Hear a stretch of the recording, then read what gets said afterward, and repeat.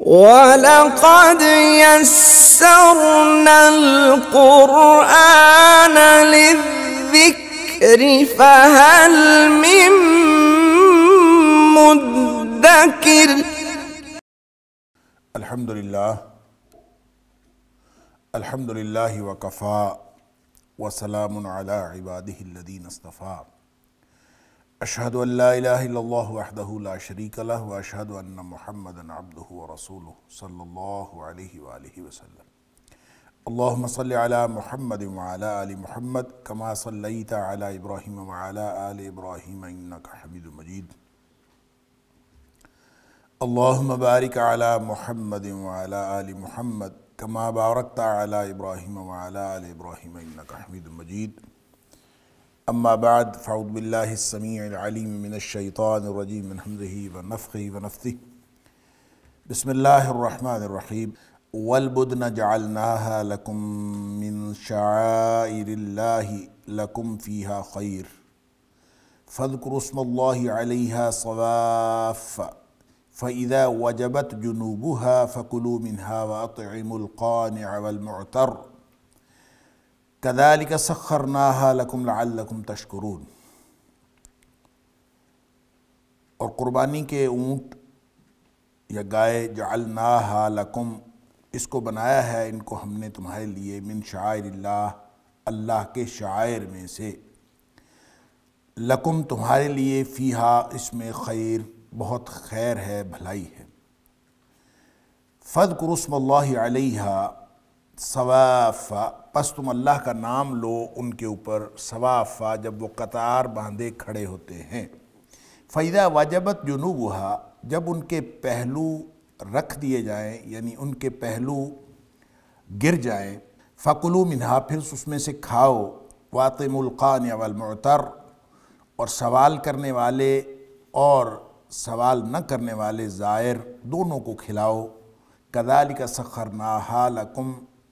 اسی طرح ہم نے ان چوپایوں کو تمہارے لیے قابو میں کر دیا ہے، لعلکم تشکرون، تاکہ تم شکر کرنے والے بن جاؤ۔ آیت نمبر 36 سورۃ الحج۔ یہاں سے آج کے سبق کا آغاز اللہ کی توفیق سے ہو رہا ہے، اور جیسا کہ ایک بات شروع میں عرض کی گئی تھی کہ اللہ کریم نے یہ جو آیات ہیں، خاص طور پر آیت نمبر 25 سے لے کر آیت نمبر 38 تک، اس میں حج کی اہمیت، حج کے مقامات کی اہمیت اور کسی حد تک تولیت کعبہ کا استحقاق اور اس سے متعلق جتنی باتیں ہیں وہ اللہ کریم نے ارشاد فرمائیں۔ تو حج میں چونکہ قربانی بھی ہوتی ہے اور قربانی کے حوالے سے بھی مختلف باتیں پچھلی آیات میں بھی آئیں، اور یہاں بھی یہ قربانی ہی سے متعلق ہیں۔ اور قربانی کے بارے میں عام طور پر جو بڑے جانور قربان کیے جاتے تھے ان کو بدنہ کہا جاتا ہے، اور یہ جو والبدنہ ہے، بدن جمع ہے بادانہ کی۔ تو بادانہ کس کو کہتے ہیں، اس کے بارے میں بعض لوگوں کا خیال ہے کہ اس سے مراد صرف اونٹ ہے، لیکن صحیح بات یہ ہے کہ بادانہ سے مراد کوئی بھی بڑا جانور۔ اصل میں لفظ بادانہ، اس کو آپ لفظی طور پر اگر دیکھیں تو اس کا مطلب وہ جانور جو بہت لحیم اور شہیم ہو، موٹا تازہ جو جانور ہوتا ہے اس کو کہتے ہیں کہ یہ بادانہ ہے۔ تو بادانہ میں اونٹ بھی آتا ہے، گائے بھی آتی ہے، کیونکہ 4 جانور مذکر مؤنث ملا کے 8 سورۃ الانعام میں ذکر ہوئے، اس میں اونٹ مذکر مؤنث، گائے مذکر مؤنث، بکری مذکر مؤنث اور بھیڑ مذکر مؤنث، اور انہی 4 میں یعنی جو 4 جوڑے ہیں 8 بنتے ہیں، تو ان کو جو ہے انہی کی قربانی کرنے کے لیے حکم دیا گیا۔ اور ان میں سے جب بدنہ کا ذکر ہو تو اس کا مطلب ہے کہ اس میں آپ اگر نکال دیں بھیڑ اور بکری کو تو باقی جو گائے اور اونٹ ہیں یہ تو کوئی بڑے جانور ہیں تو یہ بادانہ میں آتے ہیں، لیکن عام طور پہ مفسرین کا خیال یہ ہے کہ بدنہ چونکہ جمع ہے بادانہ کی اور اس سے مراد اونٹ ہے۔ لیکن جب آپ حدیث کو بنظر غائر دیکھتے ہیں تو اس میں بدنا یا بدنا اس کی تفسیر میں اونٹ کا ذکر بھی ہے اور گائے کا ذکر بھی ہے، لہذا اس سے مراد اونٹ اور گائے دونوں ہو سکتے ہیں۔ اور خاص طور پہ ایک حدیث مسلم شریف کی جس میں نبی اکرم صلی اللہ علیہ وآلہ وسلم نے فرمایا کہ اونٹ اور گائے یہ اس کے بارے میں ہم جو ہیں النش طریقہ فی الابل والبقر، کہ اونٹ میں بھی اور گائے میں بھی حج کے موقع پر آپ نے فرمایا کہ ہم اس میں سب شریک ہو جائیں گے، کل سبعۃ منا فی بدنہ، کہ ہر یعنی گائے اور اونٹ میں شریک ہونے کا طریقہ کیا ہے کہ ہم میں سے 7 لوگ جو ہیں وہ ایک بدنہ میں شریک ہو جائیں گے۔ تو بدنہ سے مراد پیچھے چونکہ ابل اور بقر کا ذکر فرمایا تو اس کا مطلب ہے بدنہ سے مراد گائے بھی ہے اور بدنہ سے مراد اونٹ بھی ہے، اور نبی کریم صلی اللہ علیہ وسلم نے یہاں فرمایا کہ اس کے 7 حصے ہو سکتے ہیں، 7 لوگ گویا اس میں قربانی میں شریک ہو سکتے ہیں۔ اور یہ حج کے موقع پر آپ نے فرمایا کہ اس میں 7 لوگ شریک ہو سکتے ہیں، البتہ حج کے علاوہ جو اضحیہ ہے اس کے اندر اونٹ میں 10 لوگوں کی شرکت کا بھی نبی کریم صلی اللہ علیہ وسلم نے اجازت دی ہے، لہٰذا ان دونوں کو جب اس میں تطبیق دی جاتی ہے تو علماء نے ایک تو فرق یہ کیا ہے کہ جو مسلم شریف کی حدیث ہے یہ صرف حج کے لیے مخصوص ہے، تو حج میں اگر اونٹ میں کچھ لوگ شریک ہوں گے تو وہ 7 حصے ہی ہوں گے، 7 لوگ شریک ہو سکتے ہیں، 10 شریک نہیں ہوں گے۔ اور اگر اس کے علاوہ اضحیہ کی جائے، اصل میں ہمارے ہاں یہ بھی ایک بحث چلتی ہے کہ قربانی جو ہے، چونکہ اس میں جتنی جو سابقہ آیات ہیں اس میں جو ذکر ہوا آیت نمبر 25 سے لے کر آیت نمبر 38 تک جس میں جو ابھی پڑھ رہے ہیں ہم، تو اس میں جتنے بھی قربانی کا ذکر ہوا ہے یہ سارا حج کے ساتھ ذکر ہوا، اس لیے بہت سارے لوگوں کو یہ غلط فہمی ہے کہ قربانی کا تعلق صرف حج کے ساتھ، اور اگر حج کیا جائے تو قربانی ہے اور حج نہ کیا جائے تو قربانی نہیں ہے۔ اس پر پھر بہت سارے لوگوں کی جو بحث ہے وہ ہر سال قربانی کے موقع پر یہ ایک پورا زور پکڑتی ہے یہ بحث کہ قربانی جو ہے وہ صرف حج کے لیے ہوتی ہے۔ آج کل تو خیر اللہ کے فضل سے علم اتنا زیادہ ہو گیا ہے، لیکن اتنی ہی جہالت بھی پھیل رہی ہے، اتنی ہی غلط فہمیاں بھی جنم لے رہی ہیں۔ تو یہ تو چونکہ پرانی بحث ہے تو اس میں عرض کر دوں کہ یہ بحث ہی اس لیے ہے کہ لوگ عربی سے بھی ناواقف ہیں اور نبی کریم صلی اللہ علیہ وسلم کی سنت سے بھی ناواقف ہیں اور قرآن کی تفسیر سے بھی ناواقف ہیں، پھر یہ بحث ہے، وگرنہ یہ بحث ہو نہیں سکتی۔ اس کی وجہ یہ ہے کہ لفظ قربانی اردو میں تو ایک ہے، اور اردو تو ایک بالکل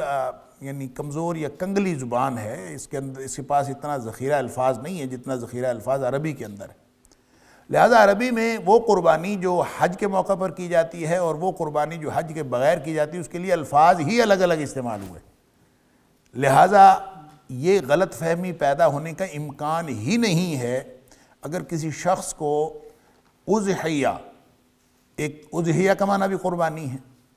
اور اسی سے ہم عید الاضحیٰ کہتے ہیں جہاں اضحیہ کی جاتی ہے، اضحیہ کا مطلب قربانی، اور جو قربانی حج کے موقع پر کی جاتی ہے اس کو ہدی کہتے ہیں۔ تو یہ جو بدنہ ہے اس کا تعلق ہدی کے ساتھ بھی ہے اور اس کا تعلق اضحیہ کے ساتھ بھی ہے، لہٰذا جب یہ ہدی ہوگی یعنی حج کے لیے قربانی ہوگی تو اس میں 7 حصے ہوں گے، چاہے اونٹ ہو چاہے گائے ہو، اور اگر وہ اضحیہ ہوگی تو پھر آپ اونٹ کے اندر 10 حصے بھی کر سکتے ہیں اور 7 بھی کر سکتے ہیں، دونوں کی گنجائش موجود ہے۔ یا تو اس کو حج کے لیے خاص کر لیا جائے کہ حج پہ تو ہوگا تو 7 ہی ہوں گے کیونکہ مسلم شریف میں نبی پاک صلی اللہ علیہ وسلم نے کلیئر کٹ کہا، لیکن جو حج کے علاوہ ہوگا تو پھر 7 بھی کیا جا سکتا ہے، یعنی اضحیہ اگر کی جائے، اور وہ 2 مینڈھے عام طور پر نبی کریم صلی اللہ علیہ وسلم قربانی کیا کرتے تھے، لیکن جب آپ نے حج فرمایا حج تو آپ نے ایک ہی کیا ہے، اور حج میں نبی اکرم صلی اللہ علیہ وسلم جو ہدی کی ہے، ہدی جو فرمائی ہے وہ 100 اونٹ فرمائے، اور ان 100 اونٹوں میں جو 63 اونٹ ہیں نبی کریم صلی اللہ علیہ وسلم خود نہر فرمائے، اور باقی پھر آپ نے چھوڑ دیے، اور وہ جو چھری تھی یا برچھی تھی جو بھی جس سے آپ نہر فرما رہے تھے وہ آپ نے حضرت علی رضی اللہ تعالیٰ عنہ کو عطا فرما دی، اور آپ نے حضرت علی رضی اللہ عنہ کو حکم دیا کہ باقی کے نہر وہ کریں، اور باقی انہوں نے کیے۔ یعنی نبی کریم صلی اللہ علیہ وسلم جو 2 مینڈھے قربانی فرماتے تھے وہ اضحیہ تھی اور وہ غیر حج میں تھی، اور جو قربانی نبی کریم صلی اللہ علیہ وسلم نے حج کے موقع پر فرمائی وہ ہدی ہے اور وہ 100 اونٹ ہے۔ لہٰذا اس کے اندر کوئی ایک دوسرے کے اندر یہ کوئی نہ کوئی اس میں کوئی غلط فہمی ہے، نہ ہی اس کے اندر کوئی کنفیوژن ہے، نہ کوئی ابہام ہے، لیکن لوگوں نے اندازہ کرے اس میں بھی ابہام پیدا کر رکھا ہے کہ حج صرف حج کے لیے قربانی ہوگی اور اس کے علاوہ نہیں ہوگی، حالانکہ نبی کریم صلی اللہ علیہ وسلم کے فرامین سے، آپ کے طرز عمل سے، آپ کی پوری زندگی سے، آپ کی حیات طیبہ سے ساری بات واضح ہے۔ اب یہاں جو والبدنا کا معنی ظاہر ہے، یہ جو ذکر ہوا ہے یہ حج کے حوالے سے ذکر ہوا، تو بدنا میں جیسا کہ نبی کریم صلی اللہ علیہ وسلم کی حدیث سے میں نے عرض کیا کہ نبی پاک صلی اللہ علیہ وسلم فرمایا کہ کل سبعۃ منا فی بدنا، کہ جو بڑے جانور میں ہم میں سے، اور پیچھے چونکہ ذکر آ گیا نشترک فی الابل والبقر، کہ ہم اونٹ میں اور گائے میں، اور آگے بدنا فرما دیا، تو نتیجہ یہ نکلا کہ بدنا میں اونٹ اور گائے دونوں شامل ہیں۔ لہٰذا کوئی بھی بڑا جانور ہو سکتا ہے، عام طور پہ چونکہ مفسرین نے اس سے مراد اونٹ لیا ہے، اس میں بھی کوئی حرج نہیں ہے، لیکن گائے بہرحال اس کے اندر شامل ہوگا۔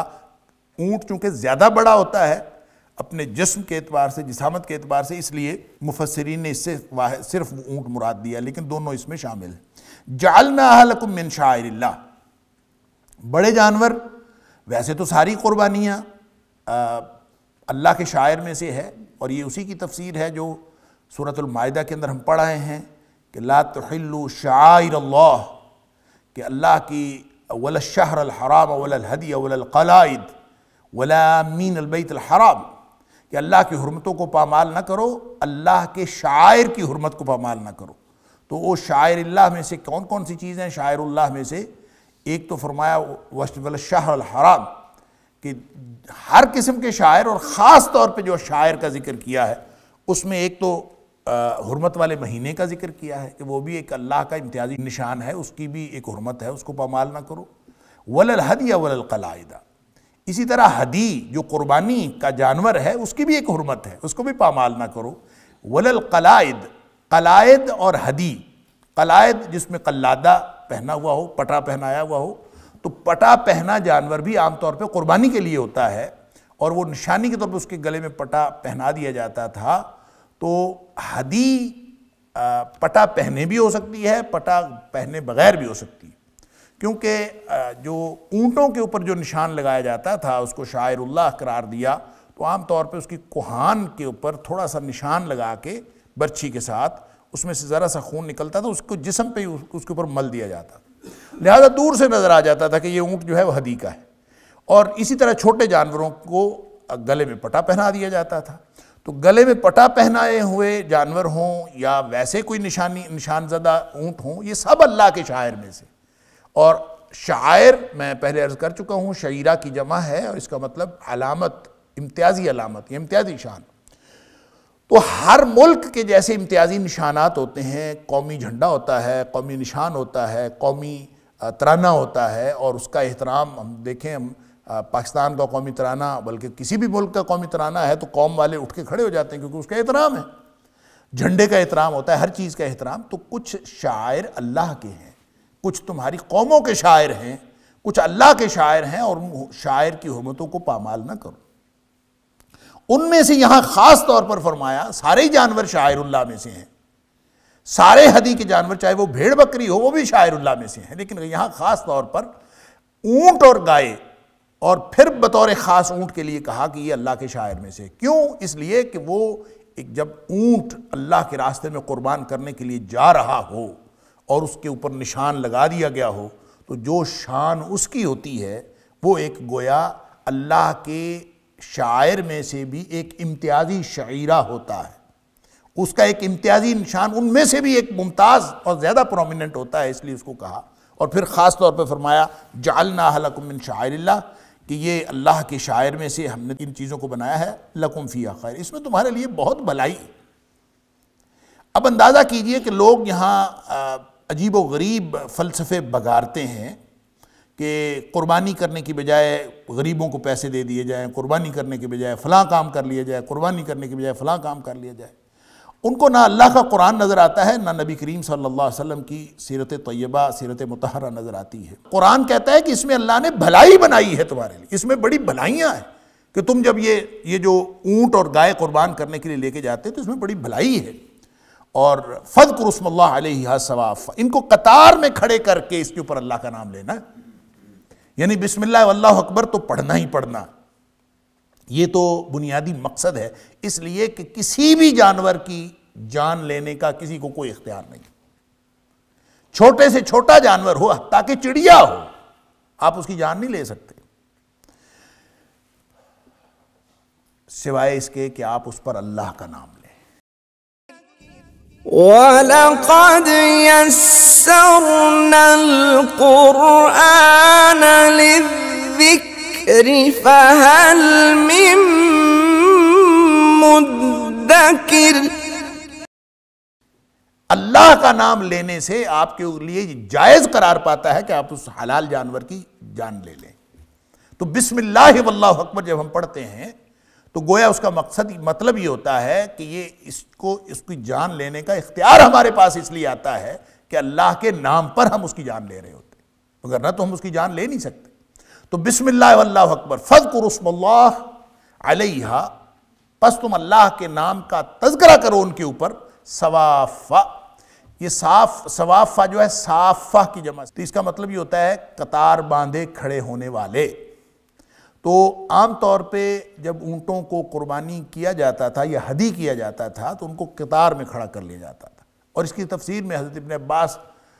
رضی اللہ تعالیٰ عنہ نے یہ فرمایا ہے کہ صوافہ کا معنی یہ ہے کہ اس کی بائیں ٹانگ باندھ کر اونٹ کو کھڑا کیا جاتا ہے، اس کو صافہ کہتے ہیں، اور اس کی جمع ہے صوافہ، کہ ان کو سب کو قطار باندھے، ان کی بائیں ٹانگ باندھ کر آپ ان کو کھڑا کریں۔ کیوں؟ اس کے اندر ایک عظمت و شوکت ہے، اس کے اندر خاص شان ہے کہ جب آپ قربانی کر رہے ہیں تو ان کو آپ قطار میں کھڑے، مثلا نبی کریم صلی اللہ علیہ وسلم نے جو 100 اونٹ قربان فرمائے تھے وہ قطار میں کھڑے کیے ہوئے تھے، لہٰذا جو نہر کرنا، اس کو جو نہر کیا جاتا ہے، یعنی اس کو ذبح نہیں کیا جاتا، ذبح کیا جاتا ہے باقی جانوروں کو، اونٹ کو کھڑے کھڑے، چونکہ ذکر آگے اونٹ کا ہے، میں نے شروع میں عرض کیا کہ بدنا سے مراد والبدن، بدنا کی جمع ہے، اور بدنا سے مراد اونٹ بھی ہو سکتا ہے، گائے بھی ہو سکتی ہے، لیکن چونکہ یہاں پہ ذکر آگے صوافہ کا ہے کہ کھڑے کھڑے جو ہے ان کو قطار میں کھڑے کر کے ان کو نہر کرنا ہے، تو اس کے اوپر اللہ کا نام لینا ہے، تو کھڑے کھڑے نہر جو ہے وہ گائے کو نہیں کیا جاتا، وہ صرف اونٹ کو کیا جاتا ہے، اس لیے مفسرین نے بدنا سے مراد اونٹ لیا ہے، گائے مراد نہیں لی، ورنہ اس سے مراد گائے بھی ہو سکتی۔ اب جب اس کو نہر کیا جاتا ہے تو اس کا طریقہ یہ ہے کہ آپ کوئی تیز دھار برچھی یا چھرا لے کر اس کی اس جگہ پہ گردن کے بالکل شروع میں جہاں سے اس کی گردن کا آغاز ہوتا ہے، وہاں پہ ایک نرم گڑا سا بنا ہوتا ہے، اس گڑے کے اندر جو ہے وہ ماریں، اس سے خون کا فوارہ پھوٹ پڑتا ہے، چونکہ اس کی بائیں ٹانگ باندھی ہوئی ہوتی ہے، 3 ٹانگوں پہ وہ کھڑا ہوتا ہے، اور اس کے اوپر جو ہے جب اس کا خون بہتا ہے وہ تھوڑا کمزور ہوتا ہے تو پھر وہ گر پڑتا ہے۔ تو گویا آپ نے اس کو نہر کرنے کے بعد بسم اللہ واللہ اکبر پڑھ کے نہر کرنا ہے، تو اس کا انتظار کرنا ہے کہ جب وہ گر جائے۔ تو یہ جو خاص طور پر صوافہ کی ایک شان ہے، تو گویا قطار میں کھڑے کر کے، تو اس میں سیرت نگاروں نے یہی لکھا ہے، مفسرین نے یہی لکھا ہے کہ نبی کریم صلی اللہ علیہ وسلم نے جب 100 اونٹ قربان فرمائے تھے حج کے موقع پر، تو وہ سارے برابر قطار میں کھڑے ہوئے تھے، اور نبی کریم صلی اللہ علیہ وسلم منحر میں تشریف لائے، قربان گاہ میں منا میں آپ تشریف لائے، اور آپ نے ایک طرف سے ان کو نہر کرنا شروع کیا، اور 63 اونٹ نبی کریم صلی اللہ علیہ وسلم نے ہاتھ سے نہر کی، اور پھر باقی کے چھوڑ دیے، اور آپ نے حضرت علی رضی اللہ تعالیٰ عنہ کو وہ برچھی یا چھرا جو بھی کچھ تھا آپ نے ان کو دے دیا کہ باقی کے نہر انہوں نے کیے۔ تو 100 اونٹ نبی کریم صلی اللہ علیہ وسلم نے کیے، تو کیا خیال ہے اس دور میں آپ ان کا، نبی اکرم صلی اللہ علیہ وسلم کا طرز زندگی دیکھ لیں، آپ ان کے معاشی حالات دیکھ لیں، نبی پاک صلی اللہ علیہ وسلم کے جو طرز حیات تھا معاشی طور پر، وہ اس کی جو سطح تھی سب لوگوں کو معلوم ہے۔ گھر میں چولہا نہیں جلتا تھا تو کس پر گزارا ہوتا تھا؟ 2 سیاہ چیزوں پر۔ کون سی 2 سیاہ چیزیں؟ پانی اور کھجور، اور اس پر جو ہے وہ گزارا ہوتا رہتا تھا۔ اب یہ ایسی معاشی سطح رکھنے والا نبی صلی اللہ علیہ وسلم جب قربانی کا موقع آتا ہے تو 100 اونٹ قربان کرتے ہیں، حالانکہ ایک سے بھی قربانی ہو جاتی ہے، اور ایک ہی حج فرمایا ہے اور 100 اونٹ قربان کیے ہیں۔ یہ جو ابہام پیدا کرنے والے، جو قربانی کے بارے میں، ہدی کے بارے میں، اضحیہ کے بارے میں جو لوگ ابہام پیدا کرنے والے ہیں، یہ ان کے لیے قیامت تک کے لیے نبی پاک صلی اللہ علیہ وسلم کے اسوہ کہ یہ لکم فیہا خیر، اللہ کا قرآن کہتا ہے اس میں تمہارے لیے بہتری ہے، لہٰذا جتنی زیادہ قربانی کرو گے اتنا زیادہ بہتر ہے۔ اور اس کی بہتری کیا ہے یہ اللہ جانتا ہے، آپ کو حکم ہوا ہے آپ کریں۔ شریعت جو ہے وہ کسی حکمت کی، اس حکمت کی پابند نہیں ہے جو ہماری عقلیں سمجھیں، شریعت اللہ کے حکم کی پابند، نبی کریم صلی اللہ علیہ وسلم کے اسوہ کی پابند۔ لہٰذا آپ کی عقل میں کوئی بھی بات نہ آئے تو بھی نماز پڑھنی ہے، آپ کی عقل میں کوئی بھی بات نہ آئے تو بھی زکوٰۃ دینی ہے، آپ کی عقل میں سمجھ میں کوئی بھی بات نہ آئے تو شریعت کے احکام پر پھر بھی عمل کرنا ہے۔ اور میں عرض کیا کرتا ہوں کہ ساری زندگی آپ کو بکرے کے حلال ہونے کی سمجھ نہ آئے اور سارے سائنسدانوں کو سمجھ نہ آئے اور کوئی دلیل نہ ملے کہ بکرا کیوں حلال، اور خنزیر کے گوشت میں بہت سارے فوائد نظر آنا شروع ہو جائے اور سائنس کہنا شروع ہو جائے کہ جناب خنزیر کے گوشت میں تو بڑے فائدے ہیں، تو بھی خنزیر حرام رہے گا اور بکرا حلال رہے گا۔ کیوں؟ ان اللہ یحکم ما یرید، یہ اللہ کا اختیار ہے، وہ جس کو چاہے حلال کرے، جس کو چاہے حرام کرے، اس نے حرام کر دیا، بات ختم۔ اب آپ کو اس کے اوپر کوئی اختیار نہیں ہے۔ ہاں حکمت سمجھ میں آ جائے تو اچھا ہے، نہ بھی سمجھ میں آئے تو حلال حرام کا اختیار اللہ کا ہے، بات ختم ہو گئی۔ لہٰذا قربانی کے بارے میں جو حکم دے دیا کہ یہ اللہ کے شاعر بھی ہیں، یہ اس میں بڑی شان ہے۔ قربانی کے جانور دیکھیں تو صحیح، جب حج، اب تو خیر وہاں سے لوگ لیتے ہیں حج کی قربانیاں، لیکن نبی کریم صلی اللہ علیہ وسلم کے دور میں اور اس کے بعد ایک عرصہ تک لوگ اپنی قربانی کے جانور ساتھ لے کے جاتے تھے۔ آپ ذرا اندازہ تو کریں کہ لوگ حج کو جا رہے ہیں اپنے اپنی قربانی کے جانور ساتھ لیے، اور اگر ایک ایک بندہ 100 اونٹ قربان کرتا ہے، یا کم از کم کوئی 2 4 8 10 اونٹ ہی قربان کرتا ہے، تو جب یہ سارے لے کے جا رہے ہوتے ہوں گے تو کیا منظر ہوتا ہوگا؟ یہ اللہ کے راستے میں قربان کرنے کے لے کے جا رہے ہیں، یہ ہیں تمہاری ملکیت لیکن اللہ کے راستے میں قربان کرنے۔ یہ ایک جذبہ ہے، ایک اللہ تعالیٰ کی عبودیت کی ایک علامت ہے، اور اس کے اندر بہت ساری بھلائیاں ہیں۔ جب اللہ نے فرما دیا کہ اس میں بھلائیاں تو بات ختم ہو گئی۔ اب جب ان کو قربان کرنا ہے تو اللہ کا نام لینا یہ ضروری ہے۔ فَاذْكُرُوا اسْمَ اللَّهِ عَلَيْهَا صَوَافًا، کھڑے کھڑے آپ ان کے اوپر اللہ کا نام لیں۔ فَإِذَا وَجَبَتْ جُنُوبُهَا، جب ان کے پہلو گر جائے، یعنی وہ پہلو کے بل گر جائے، اس وقت تک آپ نے اس میں سے کچھ نہیں کھانا۔ فَكُلُوا مِنْهَا، جب وہ گر جائیں تو پھر کھانا۔ کیا مطلب؟ گر جانے کا مطلب یہ نہیں ہے کہ وہ ابھی گر کے تڑپ رہا ہو اور اس میں سے آپ جو ہے وہ اس کی کھال اتار کے اس میں سے گوشت کاٹنا شروع کر دیں، نہیں، پوری طرح اس کی جان نکل جائے، وہ ٹھنڈا ہو جائے، پھر آپ اس میں سے نکالیں گے۔ کیوں؟ اگر جانور زندہ ہو اور ابھی زندہ جانور سے آپ کاٹنا شروع کر دیں اور کوئی حصہ کاٹ لیں تو وہ حرام ہوتا ہے، وہ حلال نہیں ہوتا۔ آپ نے ذبح کیا ہے جانور، آپ نے نہر کیا ہے، حلال ہے جانور، لیکن ٹھنڈا ہونے سے پہلے، اس کی جان نکلنے سے پہلے اگر آپ نے اس کو کاٹنا شروع کر دیا تو جو حصہ آپ نے جان نکلنے سے پہلے کاٹ لیا نا، وہ حرام ہے۔ حدیث ہے نبی پاک صلی اللہ علیہ وسلم کے، ابو داؤد شریف کے اندر بھی، ترمذی میں، ابن ماجہ میں موجود ہے، ما قُطِعَ من البہیمۃ وہی حیۃ فہی میتہ، کہ اگر کوئی حصہ کاٹ لیا جائے کسی جانور سے کہ وہ اس حال میں کہ وہ جانور ابھی زندہ ہو اور اس میں سے کاٹ لیا جائے فَهِيَ میتہ، تو وہ اس حصے کا حکم مردار جیسا ہے کہ جیسے آپ مردار کھا رہے ہیں۔ اللہ اکبر۔ لہٰذا فَإِذَا وَجَبَتْ جُنُوبُهَا، یہ حکم ہے کہ اس کا انتظار کرو جب تک وہ ٹھنڈا نہیں ہو جاتا، اس کی جان پوری نکل جائے، وہ گر کے اس کی جان نکل جائے، پھر آپ اس کو کھانا شروع کرو۔ فَكُلُوا مِنْهَا، پھر اس میں سے کھاؤ۔ اب اس میں ایک بات اور بھی مفسرین نے بڑا لطیف نقطہ یہاں پہ لکھا ہے، بیان کیا ہے، فَكُلُوا مِنْهَا، پھر اس میں سے کھاؤ۔ اس کا مطلب یہ ہے کہ آپ نے بس انتظار کرنا ہے کہ اس کی جان نکل جائے، پھر اس کے بعد اس کو بنانے میں اور پھر اس کو پکانے میں اور پھر اس کو کھانے میں جلدی کرنی ہے، اس میں تاخیر نہیں کرنی۔ یعنی یہ کام فَإِذَا وَجَبَتْ جُنُوبُهَا، گرے اور پھر فَكُلُوا مِنْهَا، کیا مطلب؟ اس کے بعد سارا پروسیس جلدی جلدی کرو تاکہ یہ پک جائے اور پھر اس کو کھاؤ. ایسے اس لیے نبی پاک صلی اللہ علیہ وسلم کا جو اسوہ ہے کہ آپ عید الاضحیٰ کے دن جو ناشتہ فرماتے تھے وہ قربانی کے گوشت سے فرماتے تھے، اور اس سے پہلے آپ کچھ نہیں تناول فرماتے تھے، کچھ نہیں، ناشتہ کرتے ہی نہیں تھے. اب بعض لوگوں نے اس کو کہا روزہ ہوتا ہے. یہ بالکل ایک غلط فہمی ہے، روزہ نہیں ہوتا. قربانی کرنے والے کے لیے مستحب یہ ہے، پسندیدہ بات یہ ہے، کیونکہ نبی کریم صلی اللہ علیہ وسلم نے، آپ کی سنت ہے، اور کوئی شخص اس طرح سنت پر عمل کرنا چاہے تو بہتر یہ بات ہے کہ وہ اسی سے ناشتہ کرے، قربانی کے گوشت سے، اس سے پہلے کچھ نہ کھائے. اور نبی کریم صلی اللہ علیہ وسلم کچھ نہیں کھاتے تھے. اس کا مطلب روزہ بھی نہیں ہے کہ پینا بھی منع ہے، پانی پی سکتا ہے، کوئی اور چیز لے سکتا ہے، لیکن کھانا اگر وہ پہلا کھانا اس کا قربانی کا گوشت ہو تو یہ نبی کریم صلی اللہ علیہ وسلم کا مسنون عمل یہی تھا.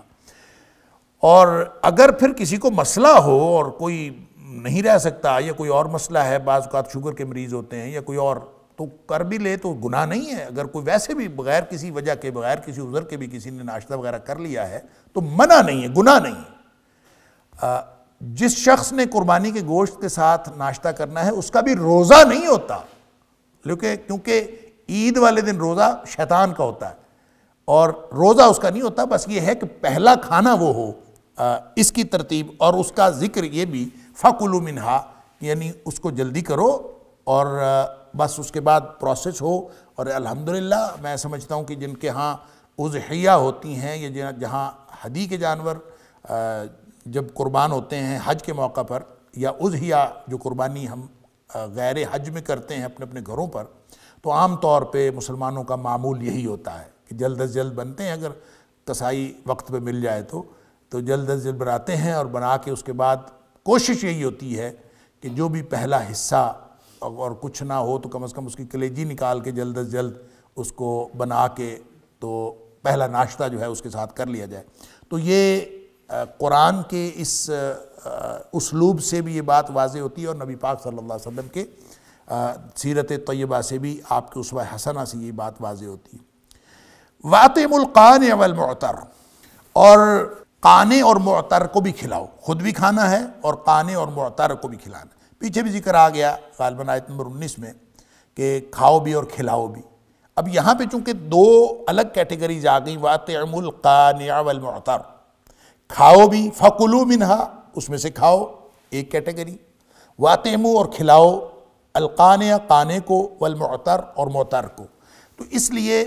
یہ قانع اور معتر سے مراد کیا ہے؟ اس میں دو مختلف معنی مراد لیے جاتے ہیں. یہ جو معتر ہے اس کا معنی فقیر بھی ہوتا ہے، مانگنے والا، اور معتر کا معنی سوالی، وہ بغیر سوال کرنے کے، جو ویسے زائر، زیارت کرنے والا، آپ کے پاس آنے والا، وزٹر جس کو کہتے ہیں، میل ملاقات کے لیے آنے والا، وہ بھی اس سے مراد ہوتا ہے. اسی طرح قانع جو ہے یہ قانع یقنع سے یا قانع یقنع دونوں سے ہو سکتا ہے. قانع یقنع کا مطلب یہ ہے کہ یہ باب سمعہ سے ہوگا، باب سمعہ سے ہوگا، اور باب قانع یقنع کا مطلب باب فتحہ سے ہوگا. اگر یہ باب سامعہ سے ہو تو اس کا مطلب ہوتا ہے قناعت کرنے والا، اور اگر یہ باب فاتحہ سے ہو تو اس کا مطلب ہوتا ہے قناعت نہ کرنے والا، سوال کرنے والا. تو گویا قانع کے معنی بھی دونوں ہیں ایک دوسرے کے الٹ، سوال کرنے والا اور سوال نہ کرنے والا. اور معتر کے معنی بھی دونوں الٹ ہیں، فقیر، سوال کرنے والا، اور سوال نہ کرنے والا جو ظاہر ہوتا ہے میل ملاقات. اس لیے مفسرین نے ان دونوں کے معنی بیان کرتے ہوئے اختلاف کیا ہے. کسی نے قانع کو سوالی کہا ہے اور کسی نے معتر کو سوالی کہا ہے، لیکن نتیجہ اس سے ایک ہی نکلتا ہے. اور وہ کیا ہے کہ کچھ لوگ ہوتے ہیں جو مانگنے کے لیے آ جاتے ہیں قربانی والے دن، کچھ لوگ ہیں جو مانگتے نہیں، وہ آپ کے عزیز رشتہ دار ہیں، وہ مانگتے نہیں ہیں، وہ یا ویسے کوئی مہمان آ گئے ملنے کے لیے، دوست احباب آ گئے ملنے کے لیے، تو ان کو بھی کھلانا ہے. جو مانگنے والے نہیں ہیں، آپ کے عزیز رشتہ دار، پڑوسی، اڑوس پڑوس کے لوگ جو مانگتے نہیں ہیں وہ، اور ایک وہ ہے جو حصہ جو مانگنے والے لوگوں کا ہے. اسی سے پھر لوگوں نے، علماء نے یہ بات نکالی ہے کہ قربانی کے گوشت کے 3 حصے کر لینے چاہیے. ایک حصہ آپ اپنے گھر والوں کے لیے رکھیں، خود کھائیں، اور اگر اس کو ذخیرہ کرنا ہے تو ذخیرہ بھی کیا جا سکتا ہے. حدیث کے اندر اس بات کی اجازت ہے. نبی کریم صلی اللہ علیہ وسلم نے پہلے شروع میں اجازت نہیں تھی، بعد میں آپ نے اجازت دے دی، آپ کھا بھی سکتے ہیں، اس کو ذخیرہ کر کے بھی رکھ سکتے ہیں. اس وقت حالانکہ فریج نہیں ہوتے تھے، ریفریجریٹر کے بغیر ہی لوگ ذخیرہ کرتے تھے، اس کو گرم کر کے اور اس کو مختلف طریقے سے محفوظ بنانے کا ایک طریقہ تھا اور اس کو رکھتے تھے کچھ عرصہ کے لیے۔ تو نبی کریم صلی اللہ علیہ وسلم نے اس کی اجازت دے دی۔ یہ جو ہمارے ہاں لطیفے بنے ہوئے ہیں کہ وہ جناب ریفریجریٹر میں گوشت پڑا ہوا ہے، مہینہ گزر گیا ہے، 15 دن گزر گئے ہیں، تو شریعت میں اجازت ہے، اس کی کوئی حرج نہیں ہے اس میں کسی کا مذاق اڑانے کی بھی بات نہیں ہے۔ جب شریعت میں اجازت ہے تو اس کو رکھا جا سکتا ہے، البتہ ان تینوں مدات پہ خرچ ہونا چاہیے گوشت۔ وَلَقَدْ يَسَّرْنَا الْقُرْآنَ لِلذِّكْرِ فَهَلْ مِن مُدَّكِرٍ۔ تین حصے جو کرنے ہیں برابر حصے ہونے ضروری نہیں ہیں کہ آپ کے لیے شریعت نے ایسی کوئی پابندی نہیں لگائی کہ 3 برابر حصے کریں، وہ کہتے ہیں جناب تول کے 3 حصے کریں کہ یہ غریب مسکینوں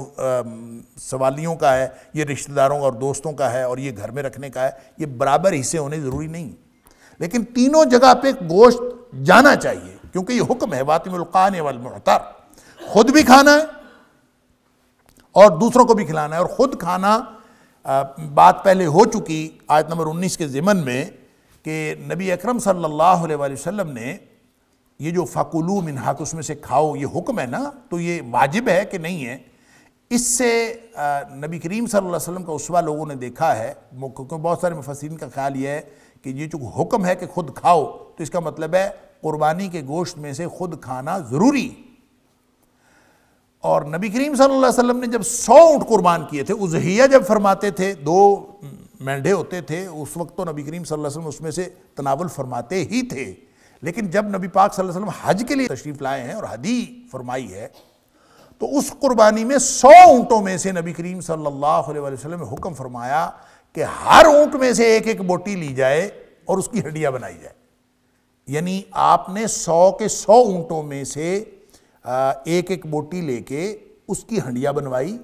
اور اس کا شوربہ بھی پیا اور اس میں سے کچھ تناول بھی فرمایا۔ تو اس کا مطلب یہ ہے کہ یہ مستحب بات ہے، اگر واجب نہیں بھی تو اس میں سے کھانا چاہیے۔ نبی پاک صلی اللہ علیہ وسلم نے بھی یہی کیا، تو کوشش یہی کرنی چاہیے کہ کوئی شخص، یہ جو لوگ کہتے ہیں نا کہ سارے کا سارا تقسیم کر دیں خود نہ کھائیں، تو خود کھانے کا بھی حکم ہے اور نبی پاک صلی اللہ علیہ وسلم کا طریقہ بھی یہی ہے کہ خود کھایا جائے، تو خود بھی کھایا جائے۔ سوال کرنے والے یہ جو آ جاتے ہیں دروازوں پہ سوال کرنے والے، ان کو بھی ضرور دیا جائے، اور پھر جو ایسے دوست احباب یا آپ کے اڑوس پڑوس کے لوگ جو نہیں مانگتے یا میل ملاقات والے آ جاتے ہیں ان کو بھی کھلائیں۔ تو یہ تینوں حصے برابر ہونے ضروری نہیں ہیں، البتہ تینوں حصوں میں خرچ کرنا چاہیے کیونکہ گوشت صرف کرنا چاہیے، چونکہ یہاں پہ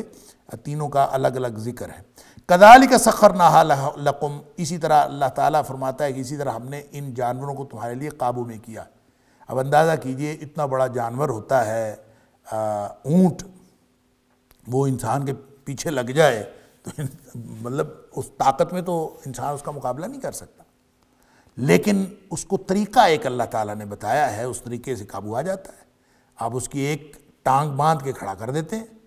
اور وہ ایک ٹانگ باندھ کے کھڑا ہوتا ہے اور اس کو نہر کریں اور نہر کر کے آپ پیچھے ہٹ جائیں، پھر وہ کچھ دیر بعد اس کا خون نکلتے نکلتے وہ خود ہی گرے گا،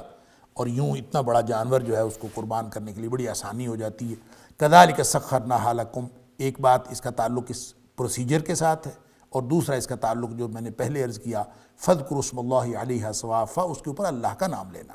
اللہ کا نام لیے بغیر اس کی جان آپ لے سکتے ہی نہیں۔ كَذَلِكَ سَخَّرْنَاهَا لَكُمْ، اللہ تعالیٰ نے اس طرح ان کو تمہارے قابو میں کیا ہے، ایک تو اللہ کا نام لیتے ہو اور ایک اس کا پروسیجر ایسا ہے، اس کا طریقہ کار ایسا ہے، لعلکم تشکرون، اس پر تمہیں اللہ کا شکر کرنا چاہیے کہ اللہ تعالیٰ نے تمہیں بے شمار نعمتوں میں سے ایک نعمت یہ بھی عطا فرمائی۔ لن ینال اللہ لحومها ولا دماؤها ولکن ینالہ التقوی منکم، اللہ کو نہ تو گوشت پہنچتا ہے، لن ینال اللہ نہیں پہنچتا، ہرگز نہیں پہنچتا اللہ کو لحومها ان کا گوشت، ولا دماؤها نہ ہی ان کا خون پہنچتا ہے، ولکن ینالہ التقوی منکم، اور لیکن پہنچتا ہے اس کو اللہ کو تقوی منکم تمہاری طرف سے تقوی پہنچتا ہے۔ تقوی کیا ہے؟ دل کی کیفیت، گویا دل کی کیفیت پہنچتی ہے، اور دل کی کیفیت کیا ہے؟ پہلے بھی بہت دفعہ یہ بات عرض کی جا چکی کہ تقوی دل کا احساس ہے. نبی کریم صلی اللہ علیہ وسلم نے فرمایا التقوی ہاہنا التقوی ہاہنا التقوی ہاہنا. تقوی دل میں ہوتا ہے. اور دل میں کیا ہوتا ہے؟ احساس، کیفیت. تو کون سی کیفیت تقوی کہلاتی ہے؟ ایک دوہرے پہلو والی کیفیت ہے جس کو تقوی کہتے ہیں، یا ایک دوہرا احساس ہے، دو پرتوں والا احساس ہے جس کو تقوی کہتے ہیں. اس کی ایک پرت یہ ہے کہ میں اللہ کی ناراضگی سے بچ جاؤں، اور دوسری پرت یہ ہے کہ میں اللہ کی رضامندی حاصل کر لوں. پہلی پرت کو اور واضح کریں تو اس کا مطلب یہ ہوتا ہے کہ اللہ مجھ سے کوئی چھوٹے سے چھوٹا کام سرزد نہ ہو جائے جو تیری ناراضگی کا باعث بن سکتا ہے، یہ احساس دل میں ہونا. اور دوسری پرت کی ڈسکرپشن یہ ہے کہ اللہ کوئی چھوٹے سے چھوٹا کام ہونے سے رہ نہ جائے جو تیری خوشنودی کا باعث بن سکتا ہے. یعنی پھر اس کو اور واضح کریں تو اس کا مطلب ہے کہ نیکی کرنے کی شدید تڑپ اور برائی سے بچنے کی شدید تڑپ، یہ اگر دل میں آ جائے تو اس کو تقوی کہتے ہیں. تو گویا جب اللہ کے نام پر قربانی کی جائے اور اس تڑپ کے ساتھ کی جائے کہ میں اللہ کی ناراضگی سے بچ جاؤں اور اللہ کی رضامندی حاصل کر لوں، جب وہ اس تڑپ کے ساتھ کرے گا تو وہ ہے تقوی جو اللہ کو پہنچتا ہے. لہٰذا یہ بات پہلے بھی کی جا چکی کئی دفعہ کہ تقوی ایک ایسی سپرٹ ہے، ایک ایسی روح ہے ہر عمل کی جو صرف اور صرف دین اسلام میں ہے. پوری دنیا کے کسی فلسفے میں، دنیا کے کسی قانون میں، دنیا کے کسی مذہب میں اس کا تصور ہی نہیں. اس کا تصور صرف اور صرف اللہ کے قرآن نے دیا ہے، دین اسلام نے دیا ہے. اور اس قدر اس کو اہم قرار دیا ہے کہ قرآن میں کوئی کم از کم کوئی لگ بھگ 500 بار اس کا حکم آیا ہے تقوی کا، کہ یعنی تقوی ہونا چاہیے. معاشرتی معاملات ہیں واتقوا اللہ، قانونی معاملات ہیں واتقوا اللہ، دینی معاملات ہیں واتقوا اللہ لعلکم تتقون ھدی للمتقین. یعنی کہیں نہ کہیں کوئی نہ کوئی ان اللہ مع الذین اتقوا، اللہ ان کے ساتھ ہوتا ہے جو تقوی والے لوگ ہوتے ہیں. لہذا والذین هم محسنون. اس طرح کی جتنی بھی یعنی اسالیب مختلف ہیں، لیکن کو کم و بیش 500 بار اس کا حکم. یہ کیا چیز ہے تقوی؟ پوری دنیا کا قانون کہتا ہے ایک ہوتا ہے ایکشن، ایک ہوتا ہے انٹینشن، نیت، ایک ہوتی نیت، ایک ہوتا ہے عمل. پوری دنیا کا قانون اسی دو بنیادوں پر فیصلہ کرتا ہے.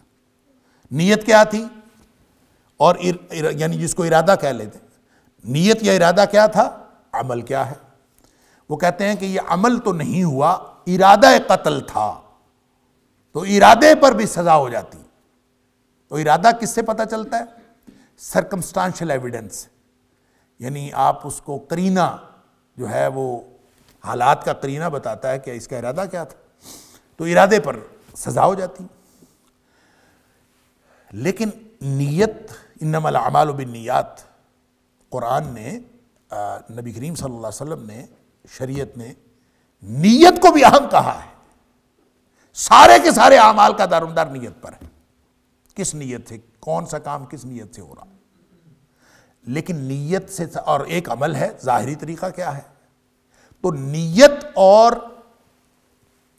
ظاہری عمل یہ دونوں یہ بھی اہم ہیں،